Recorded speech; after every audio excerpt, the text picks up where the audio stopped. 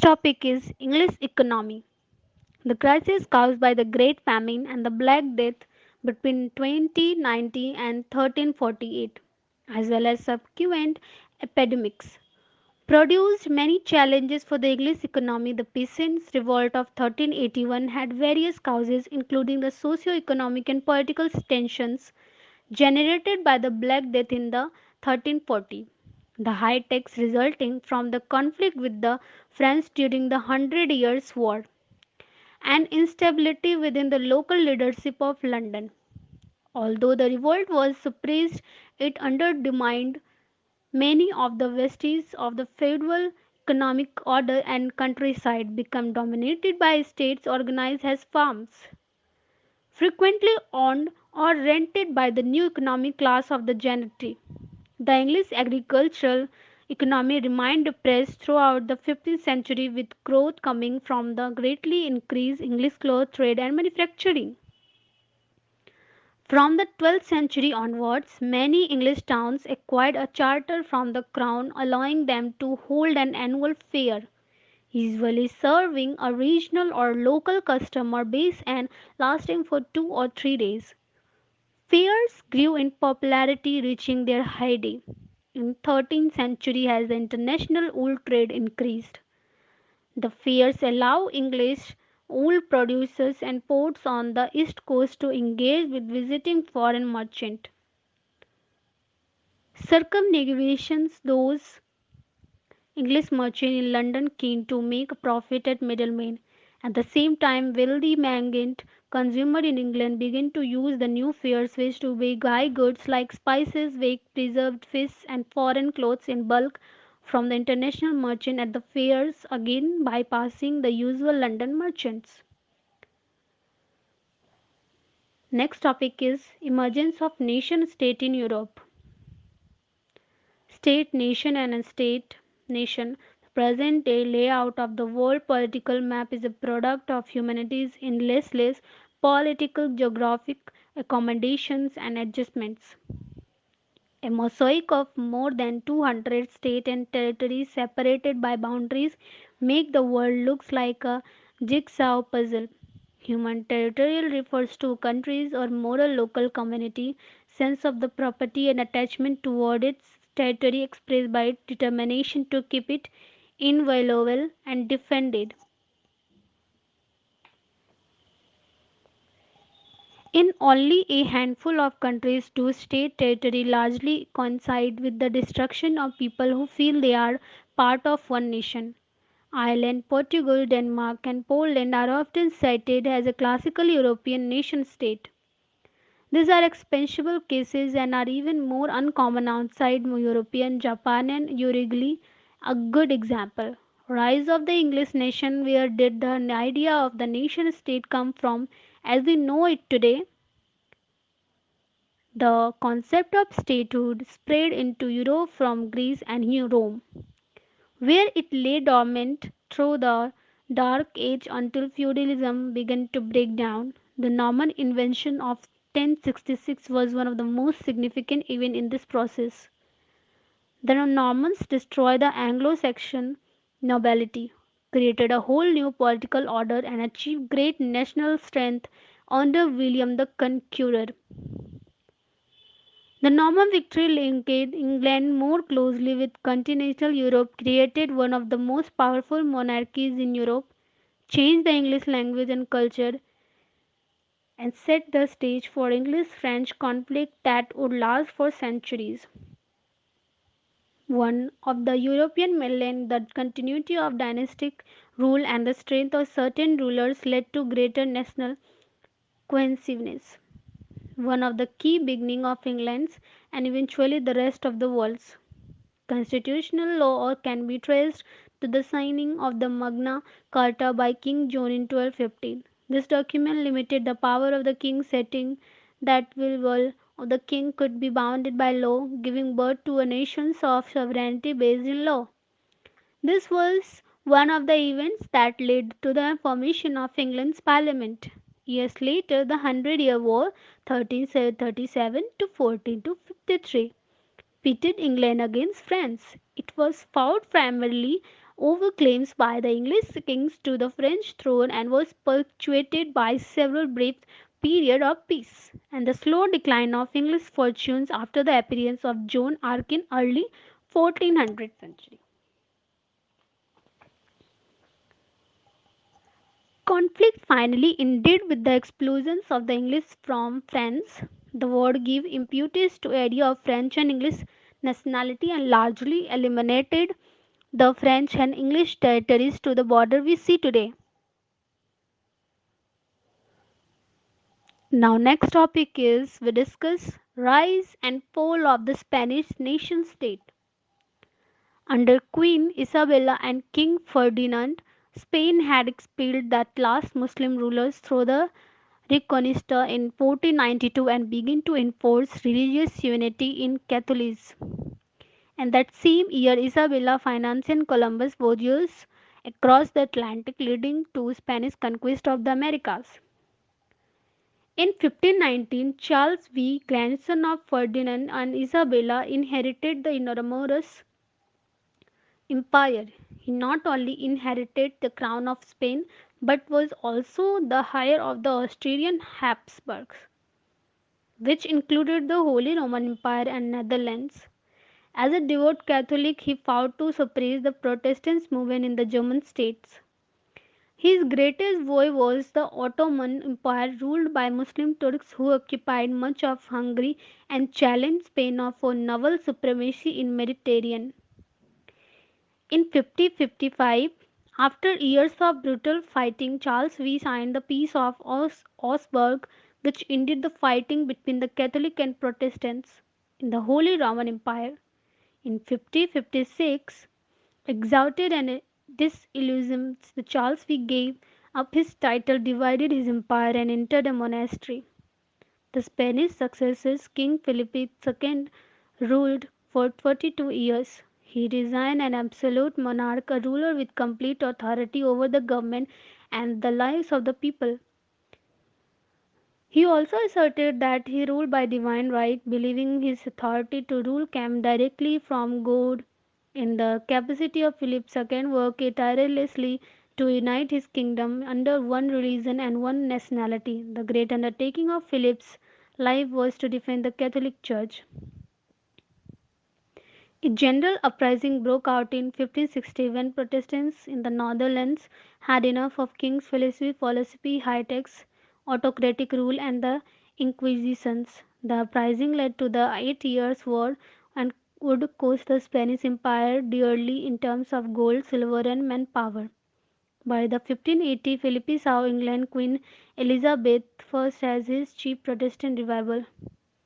Elizabeth encouraged sea dogs to plunder Spanish galleons of their treasures. Francis Drake, perhaps the most notable English sea dog explorer and looter of the Spanish city in the Americas, was knighted by Elizabeth much to dismay Philippines. The Spanish Armada versus the English Royal Navy to subdue the English and the Dutch Philippi prepared the Invincible Armada to carry a Spanish invasion force to England.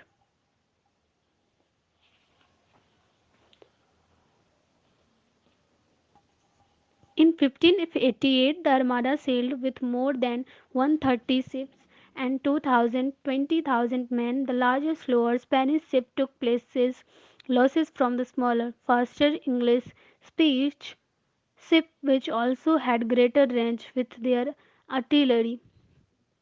The flip part of the British easily, however, they can't counter the Protestant wind, a massive storm that wreaked havoc of the Spanish Armada. Fewer than the half of the fleet limped home in defeat. Although this debacle ended Philip's ambitions of the English conquest, it did not immediately weaken Spain's empire. Nonetheless, by the mid 1600s, Spanish supremacy had ended. Costly wars drained wealth out of the Spain almost as fast as it came in. Then two treasures from the Americas led Spain to neglect farming, industry, and commerce.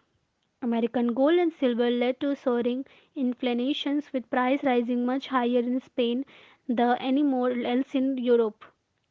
Also, the explosions of Muslims and later the Jews deprived the economy of many killed artisans and merchants. By the late 1600s, France had replaced Spain as the most powerful European nation. The French nation state under Louis XVI from the 1560 and to the 1590 religious war between Huguenots, French Protestants, and the Catholic majority tore France apart in 1598.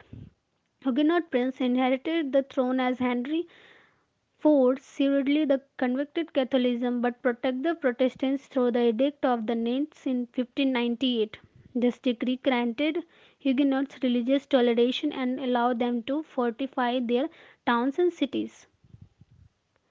After Henry IV was killed by a fanatic monk in 1610, his son inherited the throne as Louis VI. Louis VIII, the man who possessed most of the power.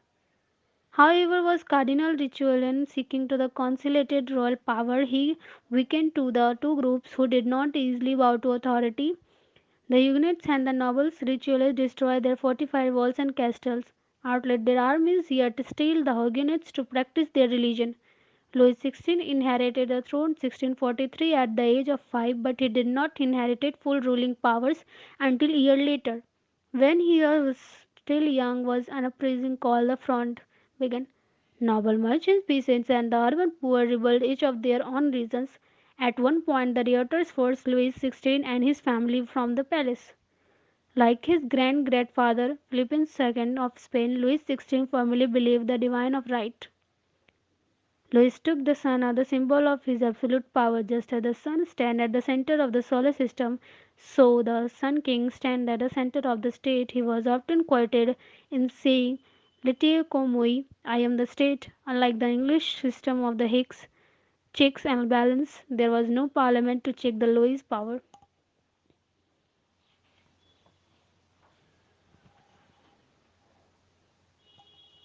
France government followed mercantilist policy to bolster the economy to protect French manufacturers. High tariffs were placed on goods so the population would buy more domestic product.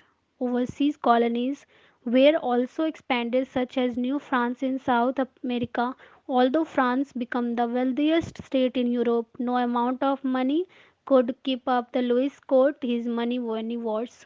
The construction of Versailles in the countryside outside of Paris, Louis XVI transformed as a royal hunting lodge into the immense place of Versailles. Its halls and salons displays the greatest paintings and statues and the glittering candles and mirrors. An extensive garden of flowers, trees, and fountains surrounded by the place of impressive geometric pattern. As both the king's home and seat of the government is housed more than 10,000 people from the servant to nobles and officials. Louis XVI followed a precise and elaborate schedule, ritualistic, followed day by after day. Read a day with the son of king for a better view of how regimented he made his daily routine rituals such as levee or rising served a serious purpose. French nobles were descendants of feudal lords who held the great power and vast claims to land. Louis turned these men into countries sending privilege and title rather than warriors battling of power. Louis was also a patron of the arts and sponsored musicians, painters, architects, and artisans, all the types of. But it was Louis' obsession for power and prestige that would lead to disastrous times for France in the long run. Philip II of Spain was scattered and attempted to sail around the northern wars of Louis XVI would prove to be a little gain and great cost. At first, the French army was virtually unstoppable. However, led by the Dutch or the English European power allied together to maintain a balance of power in the region, preventing any one state from dominating Europe. Many of Louis' later was drained the French economy. Much of the royal silverware was melted down to help pay for the expensive endeavors.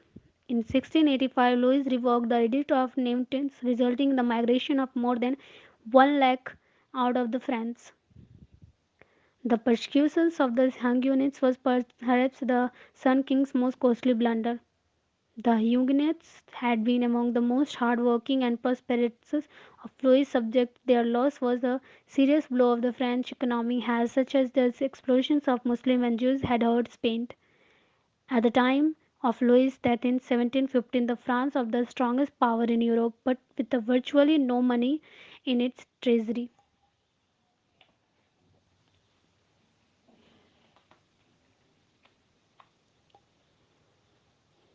The 30 Years' War and its impact on the nation state culminates during the 30 Years' War. Imperialistic Holy Roman Empire, Spain, Austria, anti-imperialist Bohemia, Sweden, Denmark, Scotland, France. The French philosopher Voltaire noted that by the early modern times, the Holy Roman Empire was neither holy nor a Norman nor empire. Instead, it was a patchwork of several hundred small separated states.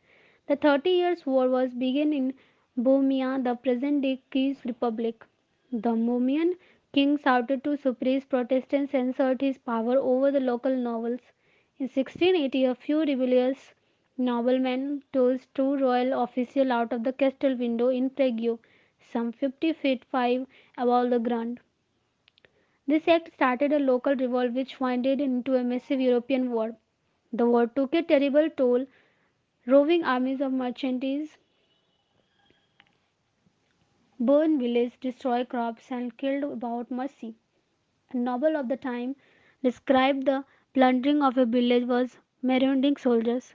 For one of they had taken the thrust into the baking oven and the lit of the fire under him. As for another, they put a cord around his head and twisted it to tie it with a piece of wood that the blood gushed from his mouth and nose. Ears. In a word, each had his own devices to torture the peasants. Jacob von Grimmel's simplism, murders, and tortures were followed by disease. The war led to severe depopulations throughout Europe. Some estimated that as many as one third of the people in German state may have died as a result of the war. Rise of the modern state, ratification of one of the territory at the pace of Westphalia. Finally, in 1648, the exhausted Covenanters accepted a series of the territories known as the Peace of Westphalia. Hey, French emerged as the clear winner, gaining territory on both Spanish and German frontiers. The Netherlands and Swiss Federation became independent states. The Habsburgs were the big losers, having to accept the almost total independence of all princes from the Holy Roman Empire. Germany was divided into more than 360 states, one for every day of the year. Each state acknowledged the Holy Roman Emperor, but each state has also its own government, coins, research, church, armed forces, and foreign policy. From a political geographic perspective, the Peace of Westphalia can be seen the first modern step toward the emergence of the European state. The territory signed at the end of 30 Years' War, 1648, to contain language that recognized statehood and nationhood, clearly defined boundaries and guarantees of security.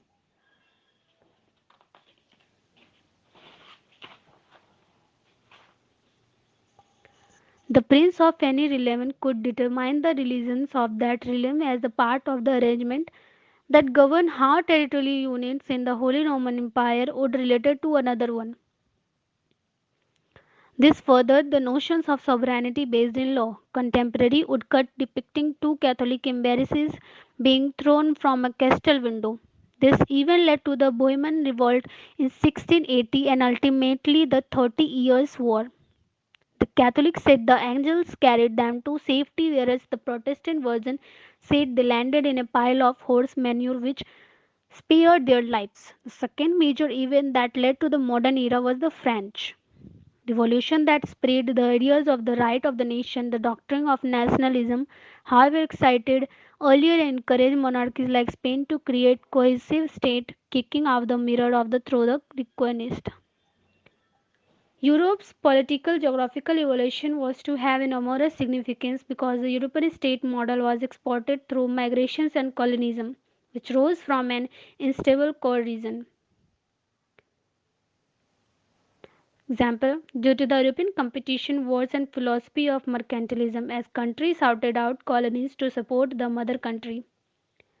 Defining the modern times, far from creating peace, the transitions from feudal to modern institution was marked by the series of revolutions and military conflicts, beginning with the 80 Years' War, which resulted in Dutch independence. The Peace of Westphalia 1640 stabilized the modern international system of independence nation state, ending the feudal system. The English Glorious Revolution 1688 marked by the ending of feudalism in Great Britain, creating modern constitutional monarchy. The American Revolution starting in 1776 marked by the end of British control in New World. It was also around this time that the early modern times concluded. The French Revolution started in 1789, overthrew the ancient regime in France and as a result of the Napoleonic Wars served to introduce political modernity in Western Europe. This event, along with the onset of the Industrial Revolution, often marks the beginning of the modern time. The English, American, and French Revolution limited the power of monarchs. Democracy, liberty, equality, and fraternity, brotherhood became the new standard of unity of government and society. Social values such as laminations of honor become overshadowed by aims toward wealth, property, and individual right. Men such as Napoleon introduced new codes of law in Europe based on merit and achievement rather than a class system rooted in feudalism.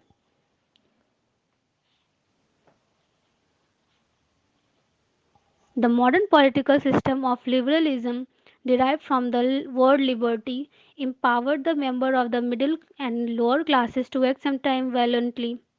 The power of elected bodies democracy supplanted traditional rule by royal decree, absolutism, and new attachment to one nation, culture, language, and religion produced powerful forces of nationalism. This is turn ultimately contributed to new ideologies in the 20th century, such as fascism, socialism, and communism.